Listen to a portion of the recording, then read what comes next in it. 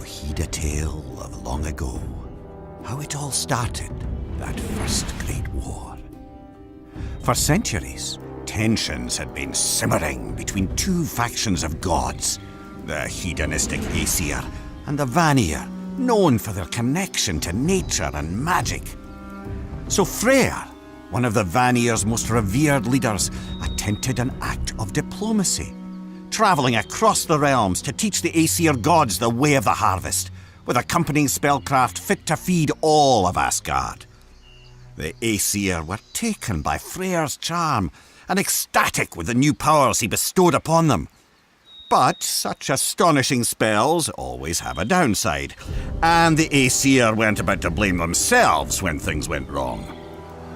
Instead, the hot-headed Aesir cast their blame on Freyr. Furious at the unpredictable magic, they tortured and even attempted to kill him. But the Vanir god wouldn't be undone so easily. He escaped and fled back home to Vanaheim. His family was incredulous with anger at what had happened.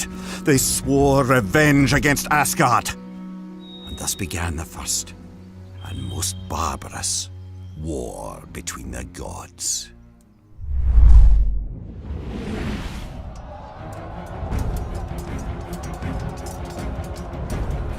Skirmishes between the Aesir and Vanir continued for centuries. Odin, the proudest of the Aesir, sought an end to the back and forth. So he assembled the largest army ever seen and marched it toward Vanaheim. Fear and deference cloaked the landscape as the Aesir soldiers stomped across it. But the king of gods had never lost a battle, and he surely never would. But as the throngs of troops descended upon the lush pastures of the Vanir kingdom, the fearsome army was falling back 2 steps for every advance it made. None could match the pure brute force of the Aesir attacks, but the merciless soldiers had never encountered so many Vanir gods casting Seidr magic at once. With colossal damage done on both sides, the Aesir eventually retreated. Odin's conquest had failed, and the warring factions of gods found themselves stuck in a stalemate once again.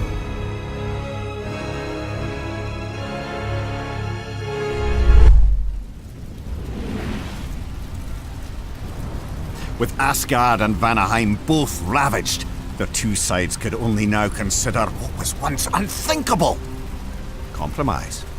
So Mimir, a particularly brilliant negotiator, was selected as the sole arbiter between the two sides, and he brokered an interesting solution.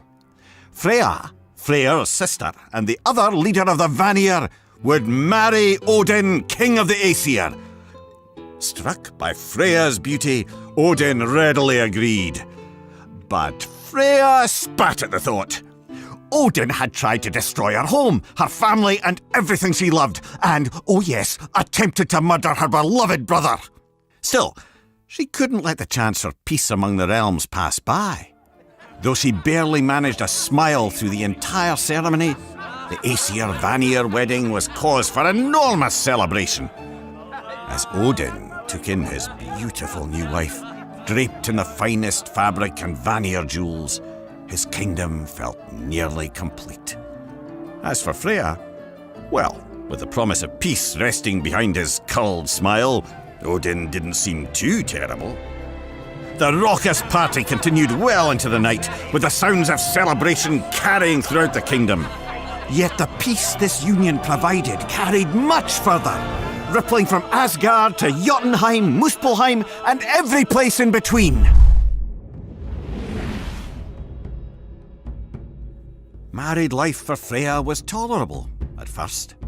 She taught her husband Seidr spells, and though the high goddess of the Vanir missed her home, she was bestowed with new purpose here. But as Freya became more content, her husband only grew less so.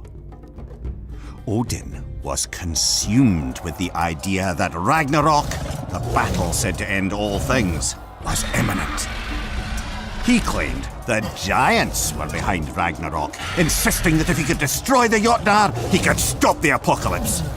But he wouldn't make the mistake of simply gathering his armies this time.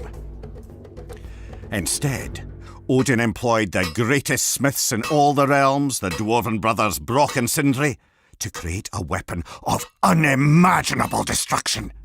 Once it was finished, Odin bestowed the mighty hammer Mjolnir to his son, Thor, and sent him out to slay every giant he could find. Thor accepted the task with glee. But Freya could no longer hold her tongue in the face of this genocide.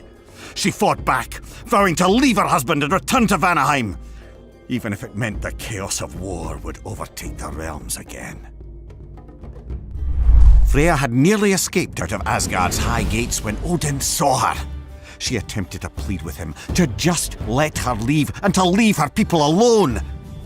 But any sympathy Odin might have once had was, like his sanity, lost long ago. Instead, the king of the Aesir blindsided her with a Seidr incantation. When Freya had taught him magic, it always seemed he was only humouring her. But he must have studied further, for Odin came up with a particularly creative and cruel spell. It not only banished her from Asgard, but also forbade her from raising her hand in combat, even in self-defense.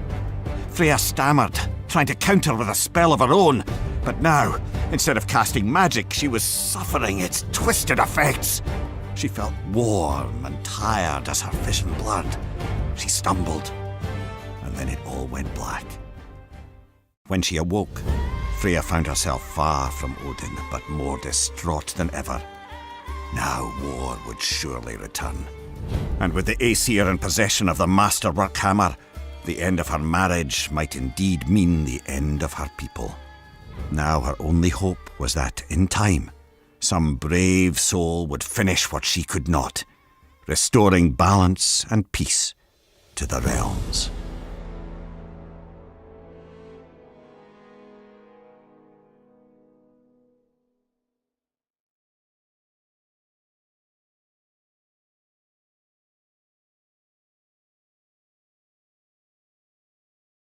Pre-order and get 3 shield skins for in-game.